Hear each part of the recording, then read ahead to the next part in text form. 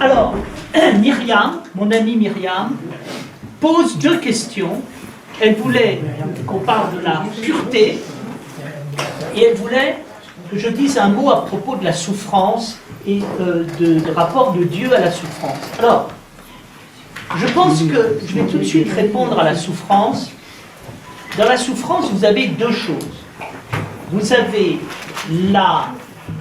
l'explication, la signification traditionnelle, courante de la souffrance, c'est ce qu'on pourrait appeler l'excès du mal. C'est-à-dire, c'est une douleur insupportable qui fait qu'on souffre. On subit.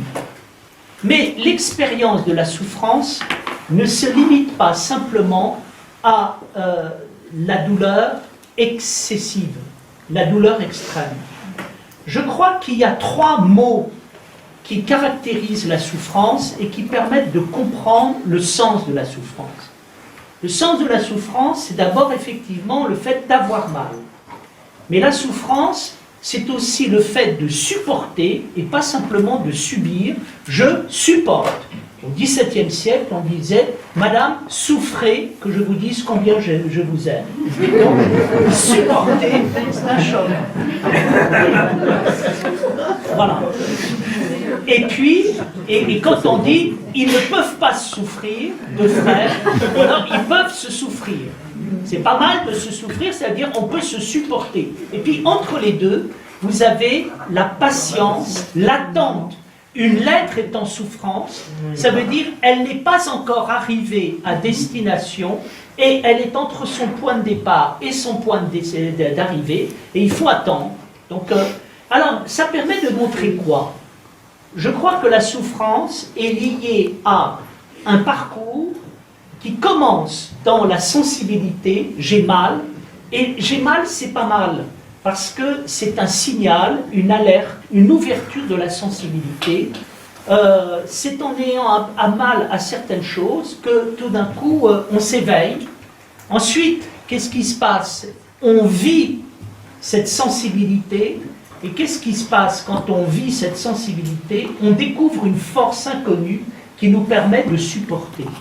Et donc, l'expérience de la souffrance, c'est l'expérience de la découverte d'une force inconnue, capable de supporter à l'intérieur du monde sensible et parfois de choses qui, au départ, sont douloureuses.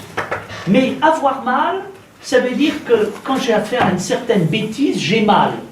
Donc la bêtise me fait mal. Et pourquoi elle me fait mal? Parce que c'est l'intelligence qui me parle et qui me dit c'est insupportable de bêtise. Alors, mais qu'est-ce que je vais faire? Je vais vivre en me disant mais pourquoi c'est bête? Et qu'est-ce qui se passe? Je vais découvrir derrière un mécanisme, si vous voulez, qui est à la base de la bêtise et du coup il y a des choses que je vais supporter. Parce qu'en comprenant le mal, je vais quelque part comprendre le bien. Et donc l'expérience de la souffrance, c'est le renversement du mal par le bien, et qui fait qu'en épousant le mal, tout d'un coup, je le dépasse. Donc, qu'est-ce qui se passe? On dit Dieu souffre, le Christ a souffert, ça veut dire quoi? Il a retourné le mal. C'est ça que ça veut dire. Et la caractéristique de Dieu, c'est que Dieu est capable de sortir un bien d'un mal. Donc ça, et cette caractéristique, vous êtes capable de le faire lorsque vous êtes dans l'épreuve et qu'à un moment, vous acceptez, et bien tout d'un coup, vous découvrez une force nouvelle à l'intérieur de l'épreuve qui vous permet d'aller vers le côté créateur et fort. Voilà. Et donc, c'est l'expérience. Alors, quel est le sens de la souffrance? Le sens de la souffrance, c'est passer du subir au supporter. Voilà. C'est ce qu'on peut appeler. Et là, effectivement, alors, voilà. Donc c'est comme ça que je l'entends. C'est pas simplement le fait d'avoir mal. Le deuxième point, quel est le rapport entre la pureté, l'intégrité, l'authenticité? La pureté, ça s'oppose à l'impureté. Et la pureté, c'est ce qui n'est pas mélangé. L'impureté, c'est ce qui est le produit d'un mélange. Donc, on pourrait dire, quelqu'un qui est pur, c'est quelqu'un qui est sans mélange. Sans mélange avec autre chose. Donc, purifier, c'est arrêter de mélanger. L'expérience du mélange, c'est ce qui se passe quand on dit des opinions mélangées. C'est-à-dire, on aime, on n'aime pas, et puis ce qu'on aime et ce qu'on n'aime pas, c'est un peu mélangé. Alors, tout se mélange en nous, et on a des choses qui sont, finalement, qui ne sont pas pures.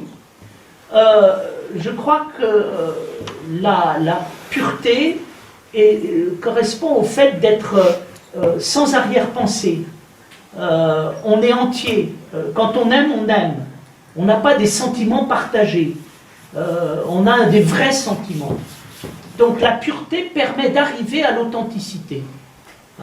Et l'intégrité également. C'est-à-dire l'intégrité, c'est une honnêteté. Je ne fais pas semblant, je ne triche pas. Et j'arrive à un moment à l'authenticité. L'authenticité, c'est la chose même. La chose même, c'est ce que tout philosophe recherche.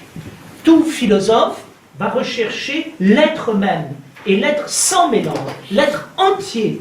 Et donc, ce sont des moments extraordinaires de la vie, où tout d'un coup, on a affaire à la chose même, on a affaire à l'être même, et c'est réjouissant.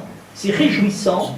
Et vous voyez, c'est cette très belle parole du Christ quand il dit que ton oui soit oui, et que ton non soit non. Aristote disait oui c'est oui, non c'est non, et oui et non c'est non. Voilà. Donc c'est des gens qui disent oui et non, c'est des gens qui n'osent pas dire non. Donc il faut dire ou oui ou non, mais on ne dit pas oui et non. Et on dit ce qu'on dit, on est ce qu'on est. Là, et là, comment? Je disais peut-être bien coup, peut-être bien coup. Voilà. Donc, voilà ce qu'on peut dire. Alors, la caractéristique de l'authenticité, on va le voir, c'est de nous amener vers la joie.